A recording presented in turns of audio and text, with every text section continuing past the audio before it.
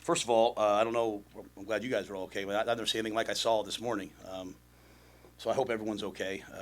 It was, out in Waverly, it was. I mean, it was blowing. I got about 4:45. I got up and went and sat outside and listened to it. So I hope everyone's okay and treating power lines and everything is put back up. So appreciate all the people who do that for us.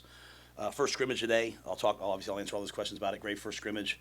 Just a couple injury updates. Unfortunately, Bly Hill and Gage Stinger will be out for the year. So both got injured. Bly had that patella once before, and unfortunately, just re-injured the patella in a non-contact play a couple days ago. So he was doing really well. He was playing really well, and our heart breaks for him.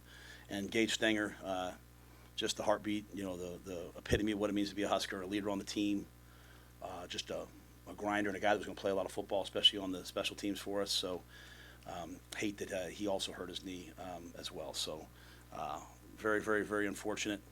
But we believe in both those guys as people. We know who they are. We know that they'll both be back. We're here to support them in every way. But aside from that, obviously Mac and those two guys, the rest of the team pretty healthy with a couple guys, some soft tissue strains, but most guys trending towards being able to play in the first ball game. So with that, I'll answer any questions you guys have. Yeah, we had I think the way it works is if it's within 30 miles. Is that right, Susan? If it's within 8 miles, we have to leave the field, and we did not want to practice in the indoors, so we just kind of held the guys as if it was a lightning delay, and I think I only held them for maybe 15 minutes. What? 20. I used to think I probably should know that better, but about 24 minutes. So we were able to get on and off the field really efficiently. Just a credit to the fields that we were able to withstand all that rain and still go outside on the grass and practice and have a really great practice field. So, but just really about a 24-minute delay, and obviously there was no lightning here at that time, but still within 8 miles. Without seeing film, I know a lot, just impressions, but what were your main takeaways from the scrimmage? I thought we were really, really, really, really efficient on offense. I thought we were able to both run the ball and throw the ball.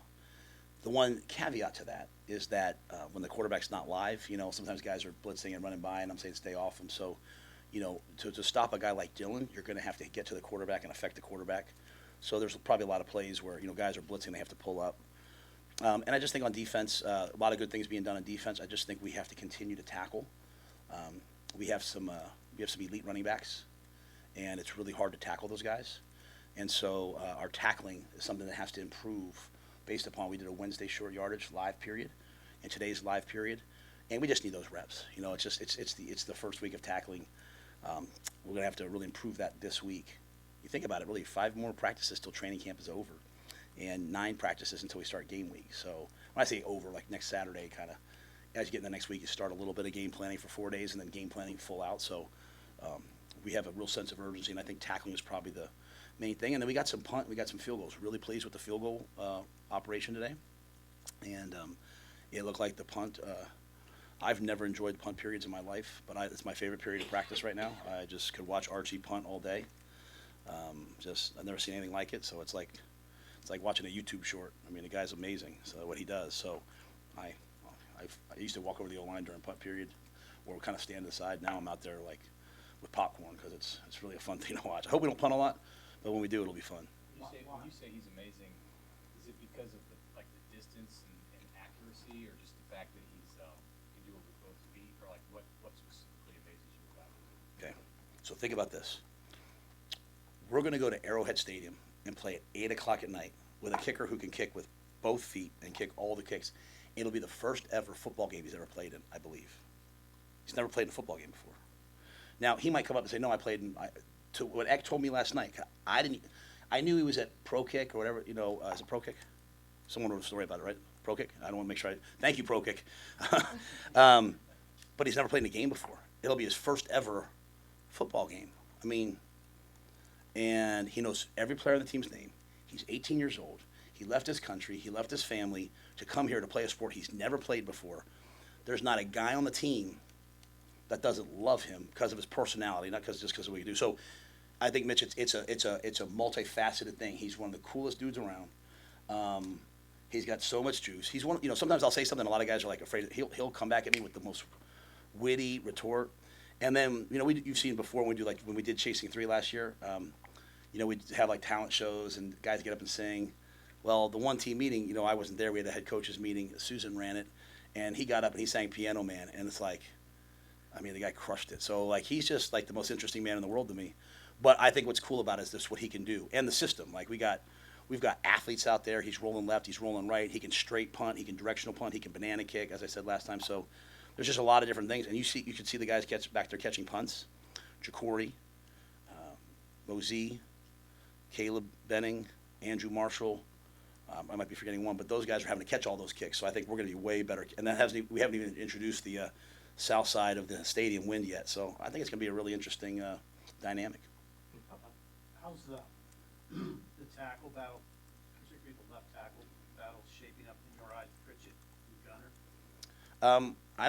I don't think we're close to being settled. I don't think we're close to being settled at any point. I think really it comes down like this. This is like for the first assessment, right? This is like your midterm. Really, next week's scrimmage is kind of like almost your final, and you go from there.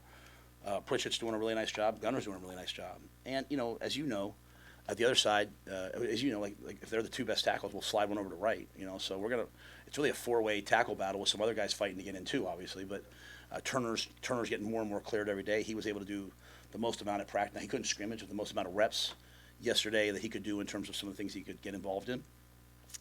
Teddy Prohaska is looking healthy and out there, and he's doing a nice job. Tyler Canuck's doing a nice job. So, I think this week is a really pivotal week. So I'll have to watch this tape to see. But I think heading into this week, it's a really important time for all four of those tackles. Matt, you said that you were also impressed with the place kicking operations. Who, in terms of those place kickers, has stood out to you? They all have. They all done a really nice job. You go back and look at. It's funny. I had Eck and Brett come in my office yesterday. We missed a field goal in an overtime game against Illinois last year. We missed a field goal with, I think it was 5 minutes left in the third quarter against Iowa last year. We missed a field goal 5 minutes left in the fourth quarter. Maybe it was earlier against Iowa. We missed a field goal against UCLA at the half. Missed a field goal against Wisconsin 2 years ago, heading into halftime, and we missed the extra point against UCLA. Last year, and then we missed a field goal against Iowa 2 years ago. We lost 13-10. So you're gonna miss field goals, but a lot of those also had bad snaps. Just operation, was all a part of it. Not all of them. I'm not placing it on any one person, but so when I look at it right now, I'm looking at the total operation. I'm looking at the snap, the hold, the kick. I'll have to say Camden's doing a fantastic job holding. Like, he's a special holder. He's taking tremendous pride in it. Obviously, his dad Sam's, probably taught him that at a young age, and he's doing a great job. And then Jalen Gramstad's doing a great job as the backup holder. And I think that's as important. Sometimes we just look at like the easiest thing, the kicker, and sometimes I do. But having a guy like Brett around and a guy like Eck around, talking about all the different details, the wings, the tight ends, the double bump, the inside, not allowing push. We get a lot of live field goal reps here. We believe in that, and those guys, the whole operation's been good. And I think I don't even know if we missed one today. So I think we're just now having to start to push that distance out. We've been really good inside the 30-yard line. So field goals going out to the mid 40s, but. Now we're starting to push it out. Hey, can we make that 52-yarder as the game expires? Can we make that 53-yarder? So that's sort of our next steps heading into this week. Matt, you said your running backs are really hard to tackle. Is that just in it, or does the whole group have quite a bit of? No, yeah, there's a misconception out there. We got great backs. If anybody doesn't think we have three great backs, then can't wait for them to see these guys. Mozee's a dude. Mekhi might be one of the fastest guys I've ever seen going from first 5 steps. Now they have to go do it in the games, right? Like, I'm just talking about in practice right now. But I think that's a loaded room for us. Kenneth Williams is out there balling. Connor Booth, tell you what, he's just gaining his stride right now. So Emmett obviously has like some pelts on the wall and some pedigree being out there, but Mozee and Mekhi are making a tremendous push. Kwinten's still out, so we're hoping we get Kwinten back this week.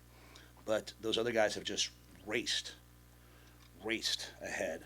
And they both can catch the ball out of the backfield, and they both can protect. EJ does such a good job, but you can't play on our offense if you can't protect. And so they do a nice job of that. But, we moved Genatone over to tailback. So we have a 230-pound guy that runs, 22.5 miles per hour. So he had some good runs today, and we're hoping he can I'm hoping he can get in that I formation and, short yardage and go get that yard when you need it. I know Emmett can, but can we have another guy like Genatone that can? So I'm really pleased with that room. I have some concerns. That's not the concern for me. So Nelson and Mozee are the two who stepped up the most. Yeah, they've gotten the most opportunities, right? And so, Mozee was going with the Tuesday, and I threw him out and I said, put him with Black, like put him with the first group. I mean, he's every single day. Here, I'd say this: most of our guys are like this. We had Troy Vincent Sr. And I say Troy Vincent Sr. because his son Troy Vincent Jr. works for us, but the NFL executive vice president of football operations. He came in and he was talking about a lot of things in terms of conduct and demeanor on the field and all that. But he was also talking a lot about like being a pro, and obviously he's in the Pro Football Hall of Fame ballot as a player, and now he's the number 2 guy at the NFL. But he talked a lot about guys who are willing. Like I'm the left tackle, and they say, hey, go over and play right tackle. And how in today's day and age, some guys will say, no, I don't want to do that. They don't look bad. I could put Isaiah Mozee. I'd say, hey, go play corner right now, and he wouldn't say like, well, what's the defense? He'd put his helmet on, he'd run out there and play corner. And it's easy to say he's a coach's kid, but I think I would not be giving him enough credit. He just loves football, and so he's done a great job. Mekhi, Dana kind of aired out some of his concerns about Mekhi at the end of the spring.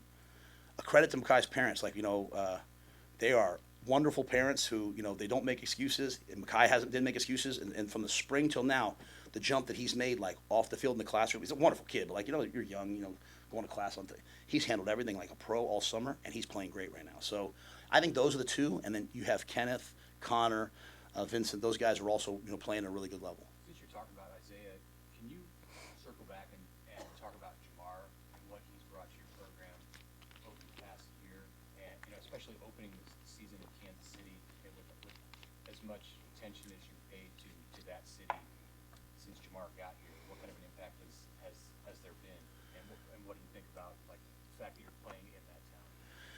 Yes, thank you. I'll say this. The first time I met Jamar Mozee, we were going there because obviously they had Isaiah, but they had some older guys. They had Williams was the same year, but they had some other guys. And I remember talking to him, and we were talking about music, and we were talking about books, and we were talking about coaching. And I walked out, and I can't remember which coach I was with. And I said, I would hire that guy. And if you go back and look at my history, I'm the first-year head coach at Temple. I hired Terry Smith, who's now the secondary coach at Penn State. I hired a high school coach right off the bat. Boom. I think high school coaches are the best coaches in football. My dad was a high school teacher and coach, and besides being a minister, my uncle's in the Pennsylvania High School Coaches Hall of Fame. My cousin went to the state championship game as the head coach at Bishop Carroll. I love high school football coaches. I go to Baylor. I hire 3 Texas high school football coaches right off the bat. Joey McGuire now is the head coach at Texas Tech. They do everything. They don't just coach. They lead. They mentor. They're not in it for the money. They're in it because they love the game. They love coaching. So I'm always looking for guys like that. And, obviously when I first got here, I hired Bob Wager, who I think is a great coach, and I believe he's at TCU right now. When I met Jamar, I said I would hire him. It was unique because, his son was also coming up. But, he went to UCF because they recognized what he could do. And I just love his demeanor and his personality. So we hired him while Isaiah was committed somewhere else. And,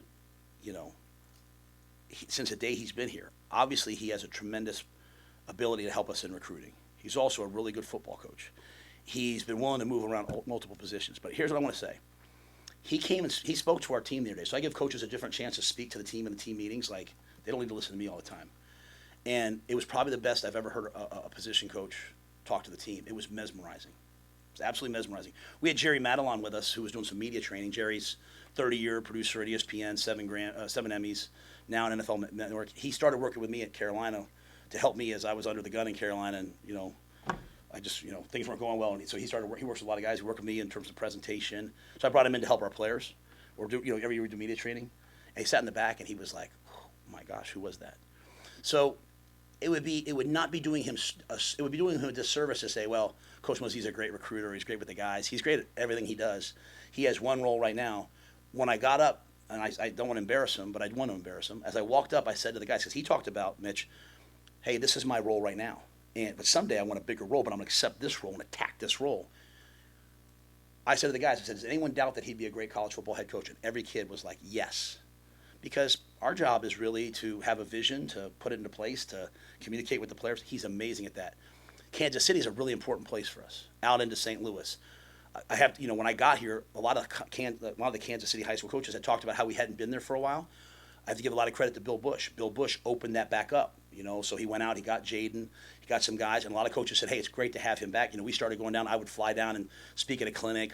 Rob was doing a good job down there. Keith Williams is a game changer for us. But having Jamar there, I think the relationships are important. that game against Cincinnati, it was a COVID game. We were talking at first on the previous administration about returning the game here, and I was like, let's do a neutral site game, which is, that's what Alabama does. That's what those guys do. They do neutral site non-conference games.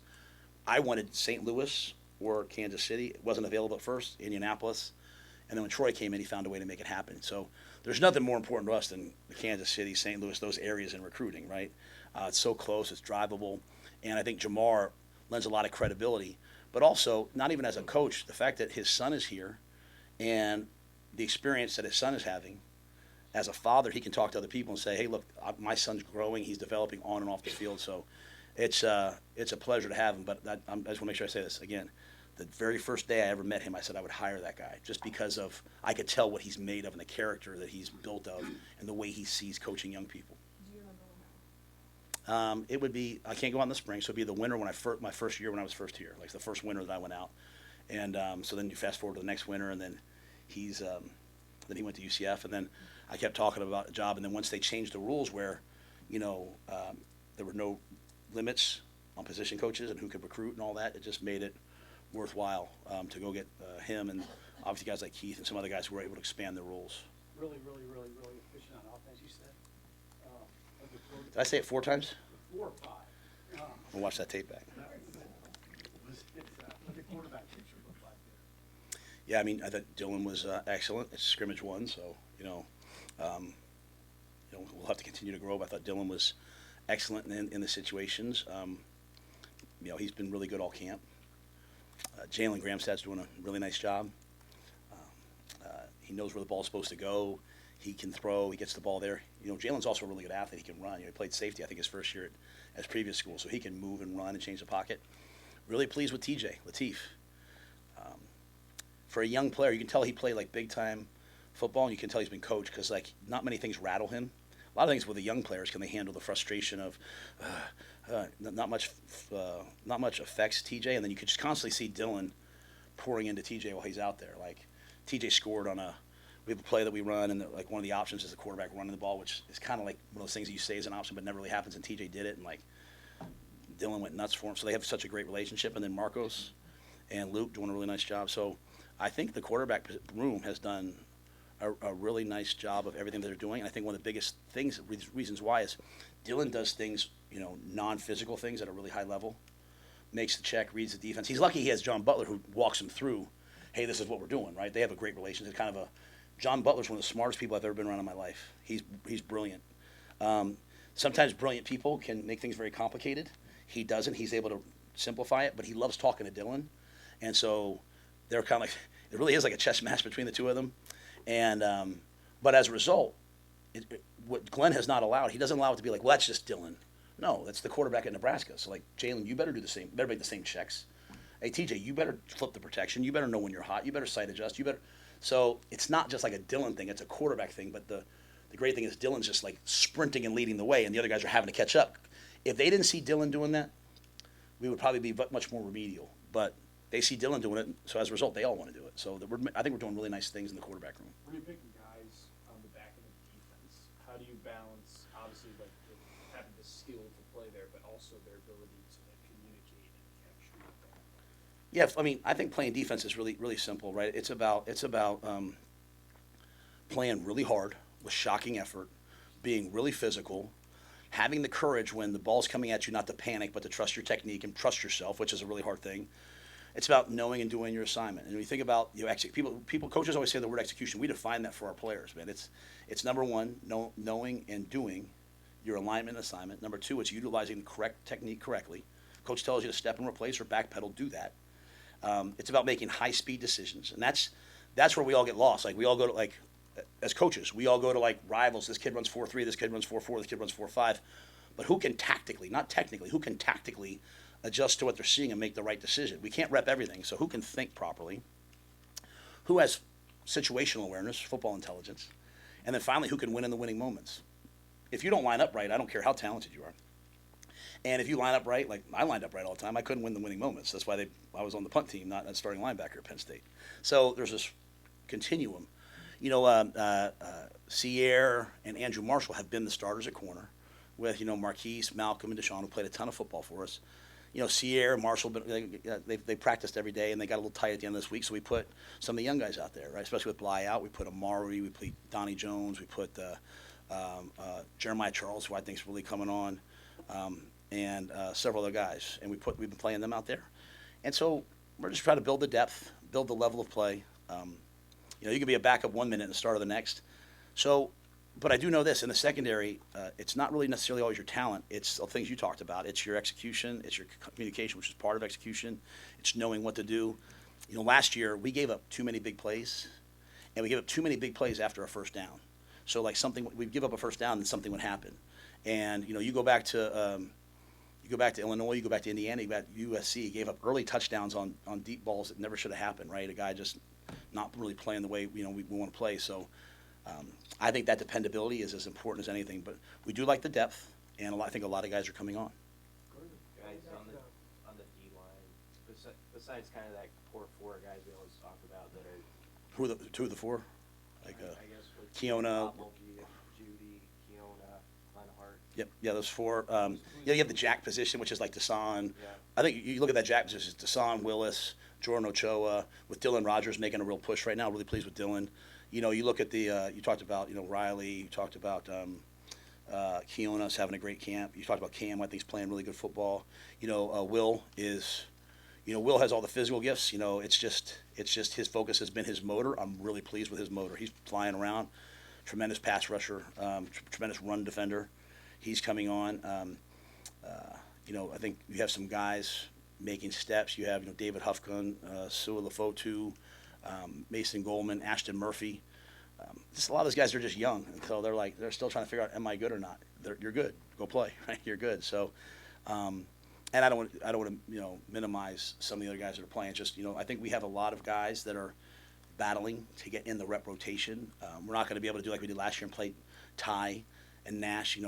55, 60 plays. We really didn't do that the first year though. We had really good defense. We played guys 30 to 45 plays. So I think it'll be sort of that type of a deal. And then, we're playing a bunch of different fronts and personnel groupings. So John and Terry, Phil Simpson, sometimes we have 2 jacks on the field. Sometimes we have 4 pure D linemen on the field. So we're doing a bunch. Sometimes we have 5. So we're doing a bunch of different things to get players on the field and helping guys find their roles. So I think a lot of those guys are coming on. Going back to the running backs, you said with Kwinten out, that the other guys have sort of raced out a little bit to start. When Kwinten comes back, how much catching up do you feel like he's going to have to get back? We know Quinton's talented. I think it's just, like I said, we have 5 days left of like pure training camp, right? We have 9 days left till game week. So it comes down to, where you are at that time. You can't control when you have an injury. You can certainly try to prehab and not get hurt and sleep and hydrate and do all things that, if you get 8 hours of sleep, if you get less than 8 hours of sleep, you're 1.7 times more likely is what Mitch tells the guys to get an injury. So I guess that's almost twice. I'm not great with math, but that's almost twice. And so, you can try your best to avoid injuries. When you have it, you have to rehab and get back as soon as possible. But, on good teams, we think, we are a good team. On good teams, there's a lot of competition. And if you are out for a while, someone else is going to step up, and that's their chance. And so if we went into a game right now, it would be those 3 guys would be playing the majority of the snaps. I don't know what tomorrow could bring. A guy could pull his hamstring tomorrow. They could walk in and say so-and-so hurt his hand. So I never get too caught up in the depth, especially early on. I'm more like, hey, everyone get better. And I don't like when the players get caught up in the depth. They're like, well, this guy's here, this guy's here. Just, am I a great player? If I'm not a great player, become a great player, and we'll find a way to get great players on the field. So I do think he has some catching up to do. I do think, and that's not about him. It's just about what the other guys have done. They've done a great job. But we'll need a lot of guys this year. It's going to be a physical year. We play some great teams. Matt, as you enter the 3rd week, what's going to be your emphasis to the team? You mentioned this portion of the heart of camp. What are you going to tell the guys? I think a lot of it's me watching the tape first. As I think I said to them, I said, coming out of scrimmage, it's what did I do well? What did I not do well? What do I need to improve upon? And what's my plan? I think as I look at it, defensively, it's just certainly continuing to tackle, right? Continuing to run the right angles and tackle. Continuing to, situational football. We've been doing a lot of 2-minute stuff. We didn't do any today. It was more like 1st and 2nd down, red zone. And then we did work 2-point plays as if it was overtime. The kicking game, we got to continue to master the field goal and, field goal rush. So we'll try to get better at everything, but I think there's some key things, like I said, the the 2-minute end of game stuff on offense, and certainly on defense, tackling, and just continue to give the guys a chance to be game ready. Because the first football games, Cincinnati's an excellent team. The first game of the year usually comes down to tackling and special teams, and so we want to make sure we as coaches give the guys the best chance to do that. How have you seen Javin Wright step up as a leader, just after everything he's been through, and also with these guys who are talented young linebackers, but maybe 5-6 years younger?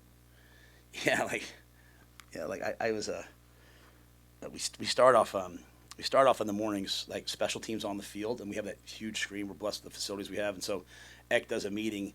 So I went over and I kind of sat down next to Javin, and I was talking about how old I feel.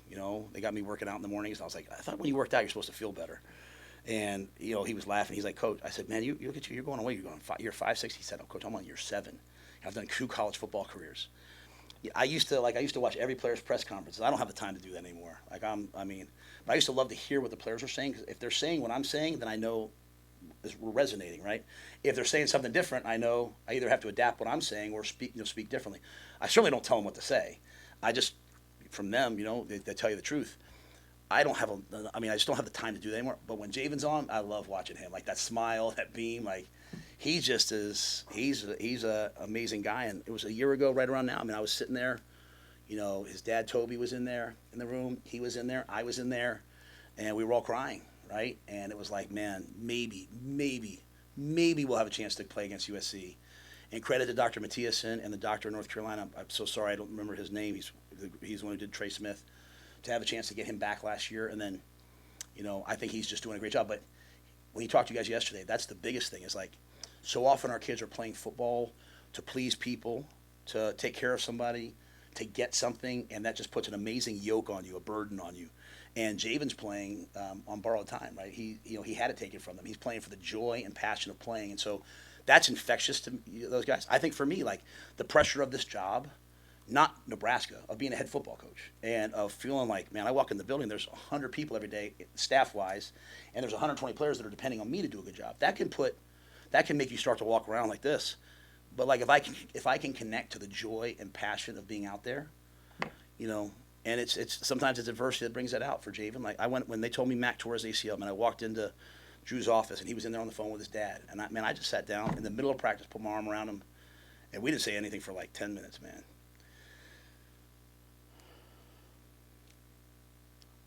So, that's the thing for me. Sometimes I might get defensive when people say stuff about our players just because I see them in those moments. And I know how much they're carrying on their shoulders. And so, when something gets taken away from you, forget it. For me, just remembering, just to have fun with this. This is probably, a lot of old players get mad, this is probably the most fun I've had with a team in a long time. And that's no shot at anybody else. This team is filled with guys. Literally, Dylan was chasing me off the field, almost cussing at me because I wouldn't let them have any more plays. I said, you get 40 plays today? They got to 41. He wanted 6 more plays. Emmett was mad because he only got however many reps. He wanted more reps. That's just the most fun. But I think it starts from guys like Javin. Javin's never going to be rah-rah, da-da-da-da. But, man, he's going to walk around that locker room on mornings where you have to get here early with that beaming smile and that joy and not taking things for granted. And that's the biggest difference from last year's team to this year's team. Last year's team was a lot of times why are we doing this? Why are we doing? Well, my friend at so-and-so says we don't have to do this. And now I want the guys being like, hey, we do more than everybody else, and we're proud of it. We're proud of what we do. So, Javin and all the guys, I think this has been a fun camp. We'll see how this tape goes. It might not be fun tonight as we watch the practice tape, but that's part of the journey.